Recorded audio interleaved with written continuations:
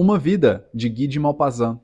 E aí, vale ou não a pena ler? Fala pessoal, sejam bem-vindos ao meu canal e hoje a gente vai responder se vale a pena ou não ler o livro de Guy de Maupassant, Uma Vida. Primeiro eu vou responder como que esse livro chegou até mim. Nenhum livro chega na gente ao acaso. Porque tem tanto livro para escolher, por que a gente escolhe exatamente os livros que a gente escolhe? Ou será que nós que somos os escolhidos? Então, esse livro eu consegui ele da melhor maneira possível, que foi indo a um sebo. Eu moro em Trancoso, não tem sebo aqui em Trancoso, na verdade não tem nada aqui em Trancoso, não tem nem jornal aqui em Trancoso. Eu acho um absurdo, tá, uma cidade não ter um jornal para a população ler, se informar, entender o que está acontecendo no país. Mas a gente não tá aqui para falar disso, né? Então, ó, crítica social foda, fala aí. É por isso que aqui é um paraíso, a ignorância reina. Ó, tá vendo, né?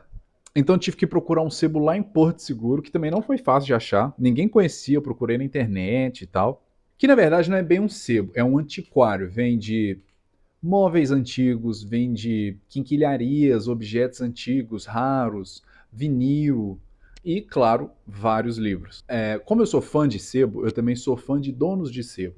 E o dono de sebo, na verdade, do antiquário Varela, é o seu Varela, e ele é uma figura ímpar. E quando ele anda, ele desliza assim pelos corredores apertados do sebo, com aquela tranquilidade de quem não liga para sua opinião, sabe?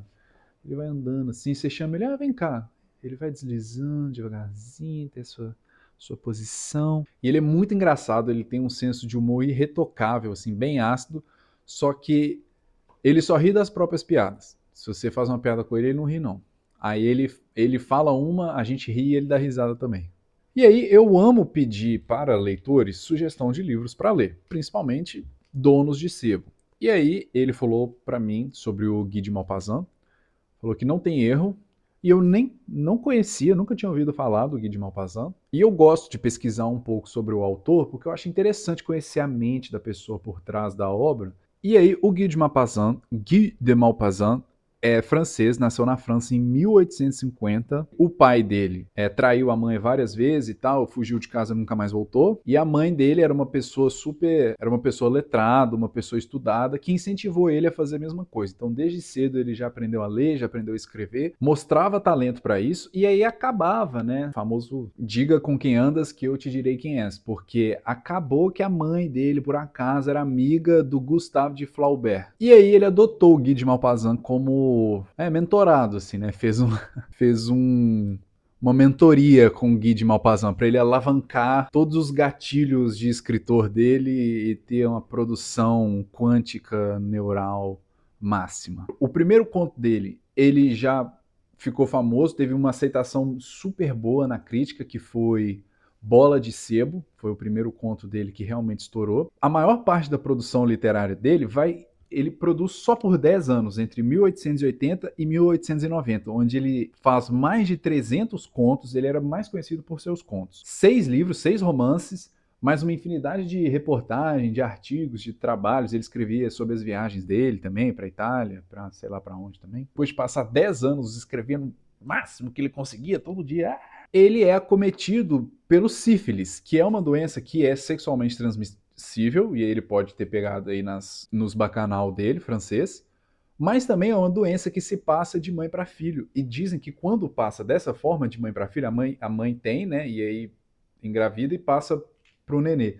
Que esse sífilis vem mais cabreiro. Quando ele tinha 30 e tantos anos, 37, o cara já tá totalmente baixo astral. Que ele já tava maluco, ele tava definhando, ele tinha crises assim de dores inimagináveis, que ele gritava, ele não entendia quem que ele era mais, onde é que ele estava. Todo lugar que eu pesquisei sobre a vida desse cara, todo lugar fazia questão de pontuar com muitos detalhes assim.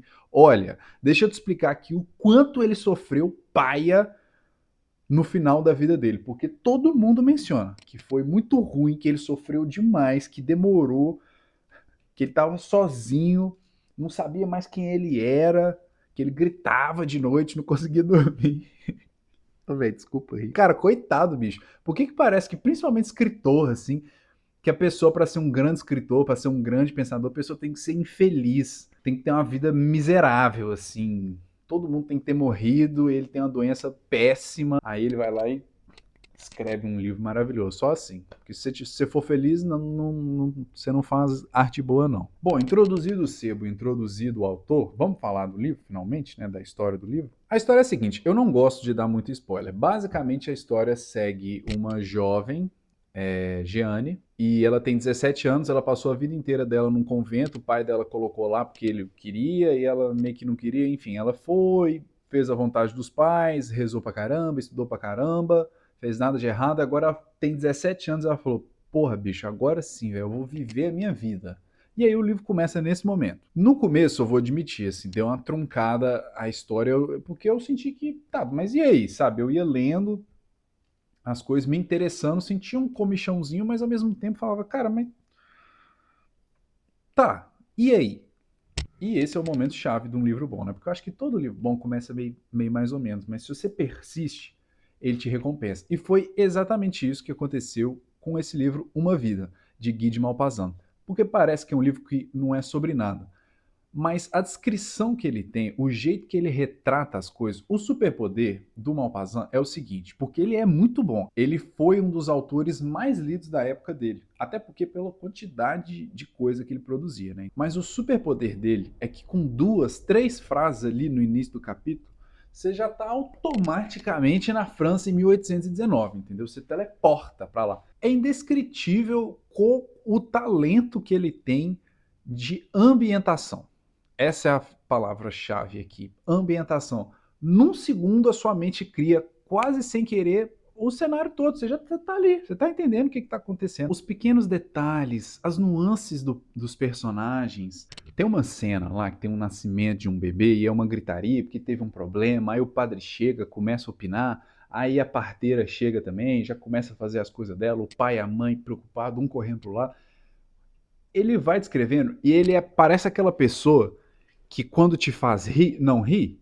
Sabe aquela pessoa que é muito engraçada, conta uma piada geral, descabela de rir e a pessoa tá impassível. E isso ainda é mais engraçado. É mais ou menos como o Guy de Maupassant faz, só que com as belezas do livro. Aqui, eu arrepio, eu não consigo, eu fico arrepiado. Então ele cria esse cenário tão fácil que na hora que ele estava descrevendo isso, eu até fiquei ansioso lendo um livro, sabe? Eu estava me sentindo lá dentro, assim, com a minha roupinha de aldeão da cidade, minha roupinha de camponês da França, 1819, assim, achando mó babado que tinha alguém que ó, tem um bastardo ali.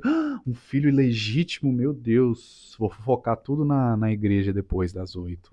É tão verossímil que parece uma reportagem da época. E o louco é que quando você fecha o livro, e aí, sei lá, vai lavar uma louça ou vai brincar com um cachorro, dá uns minutos assim, você pensa, gente, mas aquele povo não existe, não.